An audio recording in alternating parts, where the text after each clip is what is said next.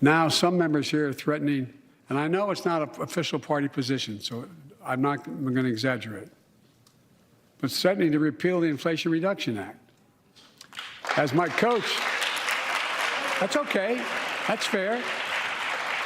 As my football coach used to say, lots of luck in your senior year. Make no mistake, if you try anything to raise the cost of producing jobs, I will veto it.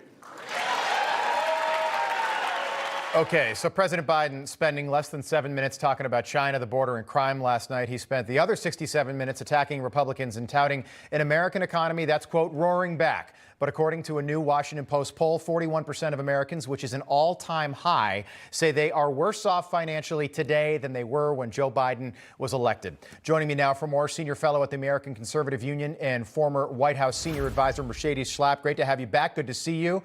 The president seemed to pivot last night, and you're a communications expert. You know all about this. He seemed to be pivoting to re-election mode last night. Was this speech a win for Joe Biden? Look, we could barely get through the Joe Biden speech. Talk about feeling like you're a sleepy Joe last night. That's at least how I was feeling.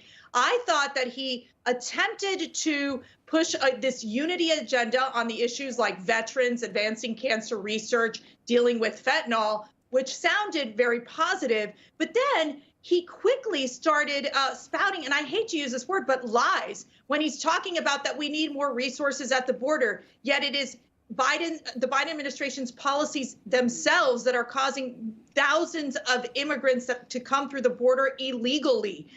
On the economy, it sounds like he's very out of touch with where Americans are. We've seen higher prices in the gas and with gasoline in the gasoline stations. We've seen higher food prices, and it's becoming unaffordable for Americans to live in their communities. And these are issues that are not being addressed. He also sounded a bit Trumpian at times. He used the word buy American. That is something that President Trump pushed forward on. It was something that he ran on and he talked about and he accomplished during his time as president.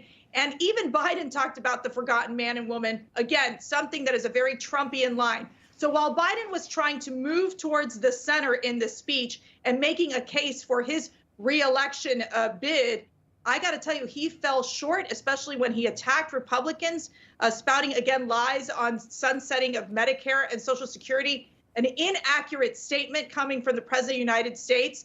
And obviously, it caused an uproar in the chamber. Yeah, it really did. Let's talk about that. It was a rowdy environment last night. First time we've ever seen that. Is that the new normal? Do you think if in 2 years we've got a Republican in the Oval Office that person's first State of the Union is as rowdy as this was last night?